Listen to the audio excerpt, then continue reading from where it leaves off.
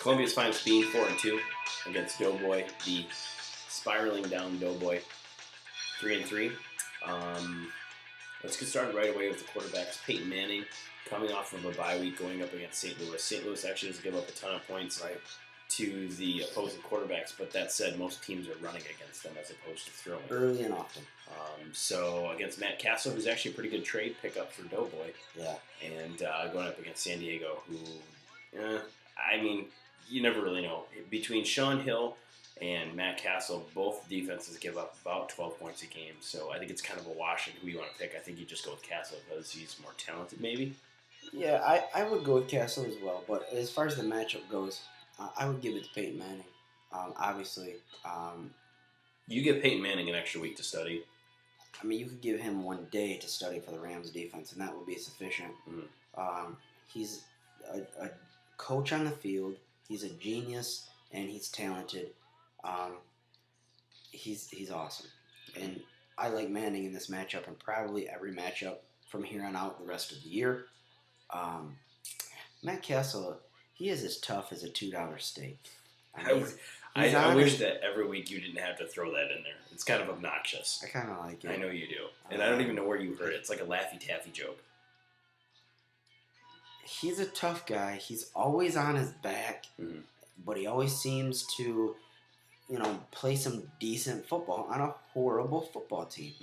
So I like him to keep it somewhat close and, maybe get into the low teens this week. All right, Doughboys running backs. Tim Hightower still doing well this year, yes. But going up against a very tough New York Giants defense. Now, granted, they gave up some points last week or whatever. They're going to be angry.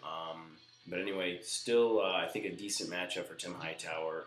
I think he probably gets maybe 10 points. You think more or less? I'm going to go more because of the passing game. Okay. All right. LT against Kansas City.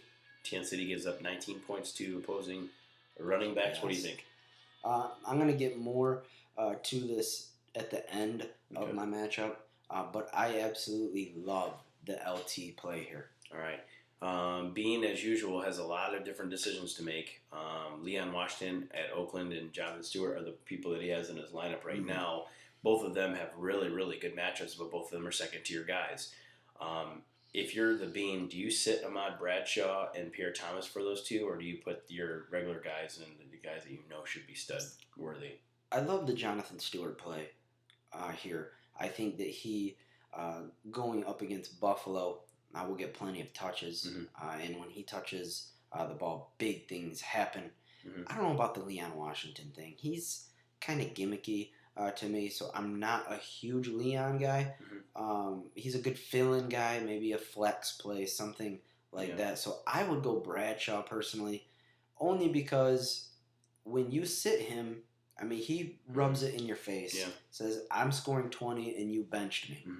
Yeah, no, that's good. That's a good point. Wide receivers. This is the first week that all of Bean's wide receivers have been projected, are playing teams that give up over 20 points to opposing wide receivers. Is this the week they all put it together? Because it hasn't happened yet. It could be, Dougie, and I'm really liking the Steve Smith play. I think that Cromartie character is really struggling in the secondary, and that's more than likely who he'll be matched up on. I'm really liking the Steve Smith. I don't know about Andre Johnson, and I don't really love the Moss play, but I do love Mr. Smith. All right. Sidney Rice, man, he is just looking great with the just a love that Favre seems to be showing right now. And Sidney Rice is being able to be proven there.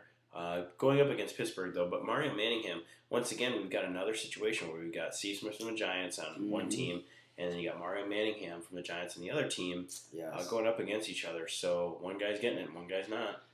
So true. And Eli loves to work the ball around to many different players.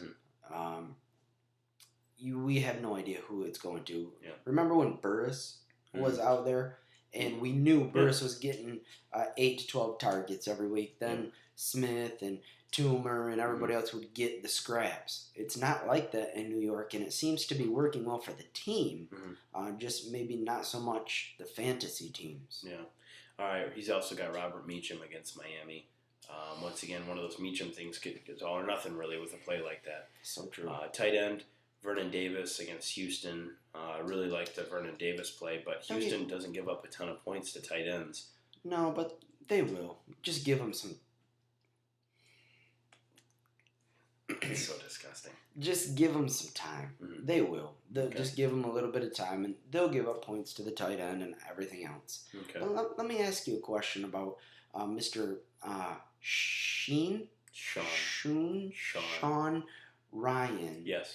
He is apparently a tight end for the Kansas City Chiefs. Mm-hmm. Where did you find him, and why is he on your team? Found him on the waiver wire. Or is he related to Gravitard Jackson of the Giants? No, he is not. That said, I did find him on the waiver wire, and here's why I played him. The San Diego Chargers give up 10 points plus to opposing tight ends. I need to fill the roster spot for Todd Heap being out. Mm-hmm. Sean Ryan has had 1 week where he's gotten, I think, 11 points. I thought I might as well take a flyer on it. I'm not going to leave that spot blank. I didn't figure that anybody was really going to be gunning for him. And I'm going to make a bold prediction and say that Sean Ryan gets 8 points this week. So that'd be plenty for me for a tight end. Sean Ryan scored in the NFL? Mm-hmm. Yep. He actually wears an NFL uniform, unlike you wannabe sitting on your couch every Sunday. He's actually playing in the games.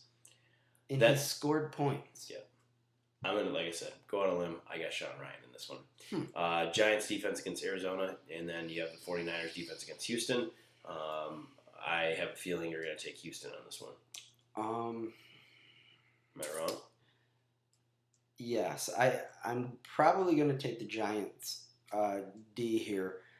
Just because I still am not in love with what is going on in Arizona. Mm-hmm. I don't know what Arizona team's going to show up. Mm-hmm. They're missing arguably their best receiver. They don't really have a running game. They could be behind a lot, some dumb passes here and there. I'm taking the Giants. All right. Okay, well, tell me what you think of the matchup. Who are you going to pick for the winner? This is my upset special of the week, and I'm taking it because of LT for 2 reasons.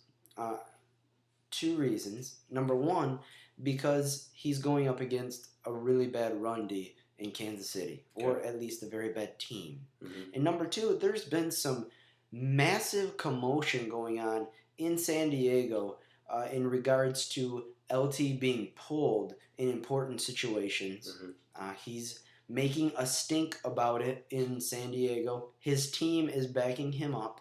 This is going to be a statement game for LT.